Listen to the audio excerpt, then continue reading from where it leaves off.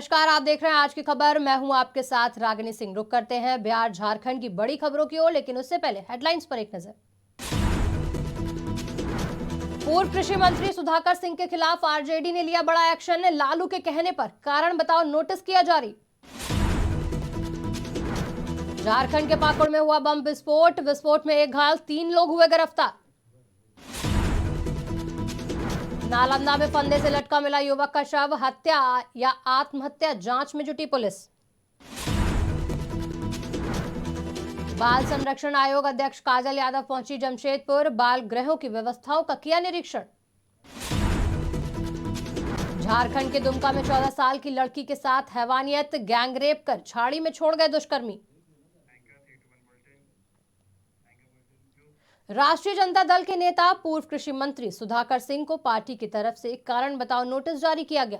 इस नोटिस में सुधाकर सिंह द्वारा गठबंधन धर्म की मर्यादा का उल्लंघन करने और आपत्तिजनक बयान से आरजेडी के बड़े वर्ग को आहत करने की बात कही गई। सुधाकर सिंह को आरजेडी सुप्रीमो लालू प्रसाद यादव के दिशा निर्देश पर राष्ट्रीय प्रधान महासचिव अब्दुल बारी सिद्दीकी की ओर से नोटिस जारी किया गया, जिसमें सुधाकर सिंह से 15 दिनों के अंदर जवाब मांगा गया है। सुधाकर सिंह को भेजे गए नोटिस पर आरजेडी प्रवक्ता मृत्युंजय तिवारी ने क्या कुछ कहा, आप सुनिए।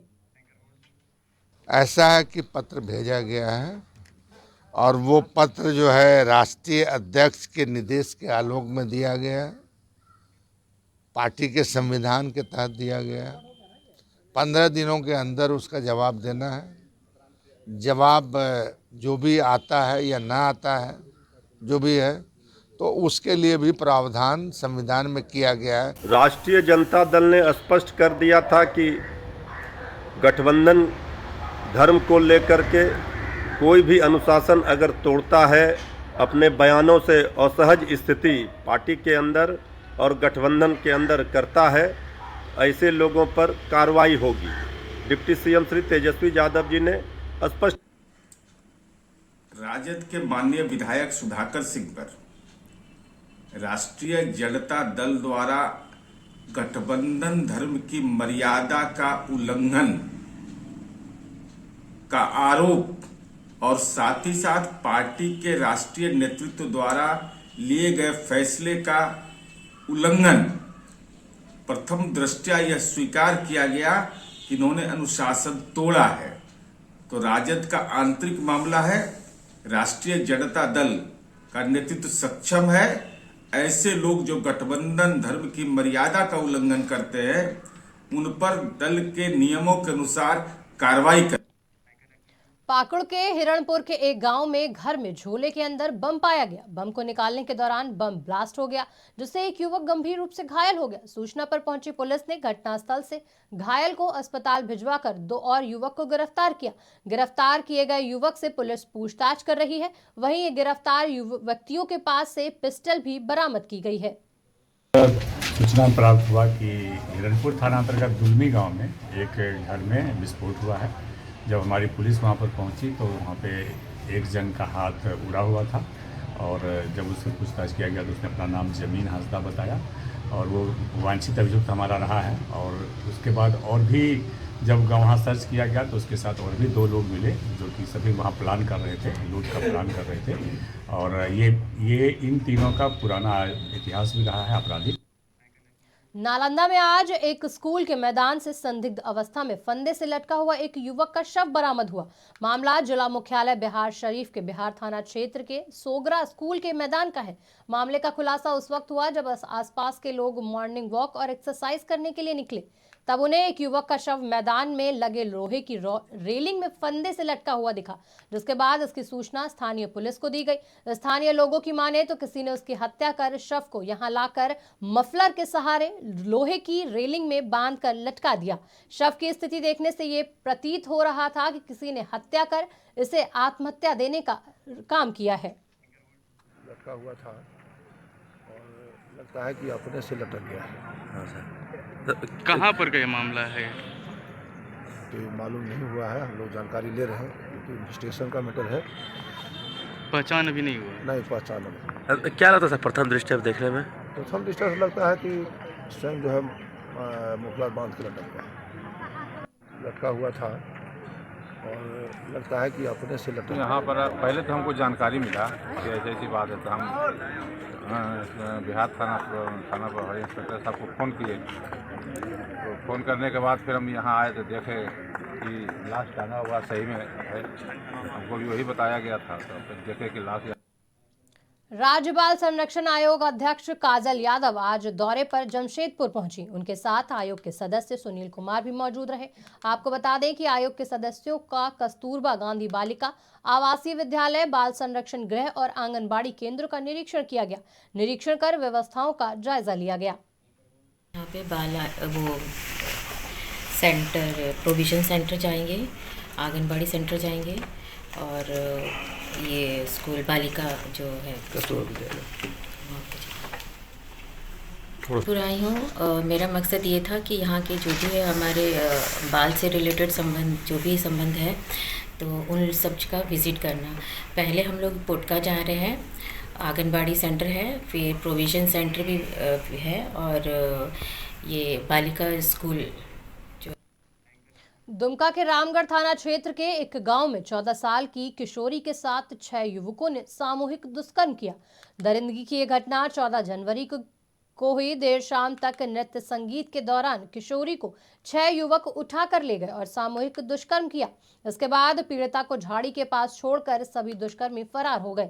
2 दिनों तक ये मामला गांव में ही दबा रहा। जब किशोरी की तबीयत बिगड़ी तब युवती को अस्पताल में भर्ती कराया गया। मंगलवार को सूचना मिलने पर रामगढ़ थाना की पुलिस ने 2 आरोपियों को हिरासत में लिया।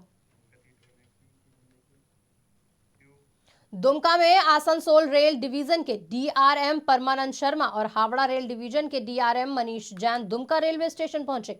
दोनों डीआरएमओ ने रेलवे स्टेशन का निरीक्षण किया। आसनसोल रेल डिवीजन के डीआरएम द्वारा कोल डंपिंग यार्ड का भी निरीक्षण किया गया। मीडिया से बात करते हुए डीआरएम ने कहा कि दुमका रेलवे स्टेशन के विस्तारीकरण की योजना है।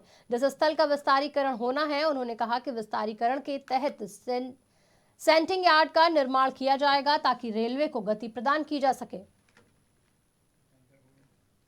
जैसा कि आप लोग जानते हैं, पैसेंजर ट्रेनें भी बढ़ रही हैं और गुड्स ट्रेनों का भी बढ़ रहा है। तो इसकी वजह से कुछ हावड़ा और आसनसोल डिवीज़न के बीच में इंटरचेंज को लेके प्रॉब्लम है और ट्रैक के जुरिस्डिक्शन और सिग्नल मेंटेनेंस वगैरह को लेके। इसीलिए हम दोनों डीआरएम ने तय किया कि साथ मिलके चीज़ों को देख के और फैसला कर लें कि किस तरीके से हम बेहतर तरीके से भारतीय रेल को। जमशेदपुर आबकारी विभाग ने अवैध शराब के कारोबार में इस्तेमाल होने वाले 3 वाहनों को परदेसी पाड़ा से जब्त किया। विभाग को सूचना मिली थी कि 2 स्कूटी और 1 कार के माध्यम से नकली शराब का कारोबार क्षेत्र में किया जा रहा है। टीम मौके पर पहुंची तो इसे सही पाया गया। हालांकि जांच के दौरान इन वाहनों का कोई मालिक सामने नहीं आया। आबकारी विभाग ने तीनों वाहनों को जब्त कर सोनारी थाने को सौंप दिया है। पुलिस इन वाहनों के मालिकों की तलाशी कर रही है, जिसके बाद आगे की न्यायिक कार्रवाई की जाएगी। हम लोग को सूचना मिला था कि सोनारी के परदेसी पाड़ा में एक वैन और 2 स्कूटी खड़ा है, जिसके द्वारा जो है शराब ट्रांसपोर्टेशन का कार्य किया जाता है। हम लोग आए और सूचना सही पाए और आसपास से के लोगों से पूछताछ किए कि गाड़ी किनकी है। कोई दावेदार नहीं आ रहे हैं सामने, इसलिए इस गाड़ी को उठा के हम लोग जो है सोनारी थाना ले जा रहे हैं और थाना को सुपुर्द करेंगे और थाना इस पे जो है जांच पड़ताल करके आगे की कार्रवाई। दुमका में पुलिस ने जाली नोटों के कारोबार और अपहरण के मामले का खुलासा किया। जांच के दौरान अपहरण का मामला फर्जी निकला। पुलिस अधीक्षक अंबर लकड़ा ने प्रेस वार्ता कर बताया कि शिव पहाड़ की रहने वाली सरिता झा ने 12 जनवरी को अपहरण का मामला दर्ज कराया था, जिसमें कहा गया था कि अपहरणकर्ता 12 लाख की फिरौती मांग रहे हैं। पुलिस ने कार्रवाई करते हुए बिसाहा गांव से दोनों को बरामद किया। न्यायालय में बयान दर्ज करने के बाद पता चला कि अपहरण का मामला फर्जी है। सारा मामला जाली नोट के कारोबार से जुड़ा हुआ है। इस कांड में पुलिस ने 5 लोगों को गिरफ्तार कर जेल भेज दिया है। आरोपी के पास से कई जाली नोटों को बरामद भी किया गया। का सूचना कंप्लेंट मिला था, इसके अंतर्गत जो है गोड्डा से दोनों को वहाँ से बरामद किया गया और इसका फिर से तहकीकात जो किया गया, इसमें ये पता चला कि ये 3 और व्यक्ति जो इसमें अपहृत कांड में जो है कि संलिप्त थे, उनकी जो है कि मूवमेंट हम लोग ट्रैक किए और उसके बाद उनको भी गिरफ्तार किया गया। मिशन 2024 में भाजपा जोर जोर से जुटी हुई है। अमित शाह के चुनावी शंखनाद के बाद से दूसरे केंद्रीय मंत्री भी झारखंड के दौरे पर हैं। इसी क्रम में केंद्रीय रेल राज्य मंत्री राव साहब दानवे पाटिल साहिबगंज पहुंचे। उन्होंने कहा कि पिछली गलतियों को ठीक करते हुए इस बार भाजपा राजमहल सीट पर कब्जा जमाएगी। राजमहल लोकसभा की सीट पिछली बार कुछ कारणों से हार गए थे। इस बार इस सीट को लेकर समीक्षा की गई है। समीक्षा में जो बूथ सी ग्रुप का था उसे बी ग्रुप में बदला गया और जो बी ग्रुप का था उसको ए ग्रुप में बदला गया। ये केंद्र सरकार का काम नहीं है। हर स्टेट का अपना एक बिजली घर है। वो बिजली घर को कोयला देना ये हमारी जिम्मेदारी है। और इसके बाद भी एनटीपीसी के पास जो बिजली होती है वहाँ से या प्राइवेट से राज्य सरकार अपने बजट से बिजली खरीद सकता है। लेकिन हमारा काम है कोयला देना और उनका काम है बिजली पैदा करना और लोगों को देना। ये राज्य सरकार का काम होता है। ग्रामीण विकास विभाग मंत्री आलमगीर आलम पाकुड़ पहुंचे, जहां उन्होंने गांव का दौरा किया और जनता की समस्याओं को जाना। पाकुड़ के परिसदन भवन पहुंचकर मंत्री ने सखी मंडल महिलाओं के बीच 1,21,90,000 की परिसंपत्ति वितरण किया। इस मौके में उपायुक्त वरुण रंजन, उप विकास आयुक्त मोहम्मद शाहिद अख्तर और कई अधिकारी मौजूद रहे।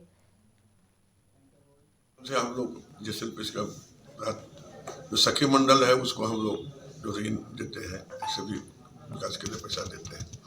उसी तरह ग्रामीण क्षेत्र को और सखी मंडल को आगे बढ़ाने के लिए एक नहीं अधिक तरह का हम लोग उसको फंड के माध्यम से या और कोई योजना के माध्यम से फंड देते हैं।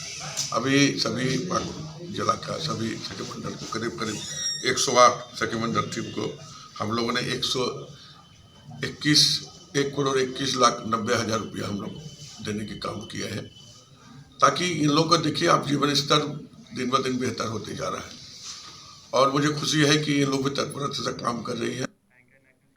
रांची के चर्च कॉम्प्लेक्स की एक दुकान में देर रात आग लगने से अफरा तफरी मच गई। मौके पर पहुंची 3 दमकल की गाड़ियों ने कड़ी मशक्कत के बाद आग पर काबू पाया। फिलहाल आग लगने का कारण सामने नहीं आया है, लेकिन आशंका जताई जा रही है कि शॉर्ट सर्किट की वजह से आग लगी है। आग लगने से दुकान का लाखों का सामान जलकर खाक हो गया।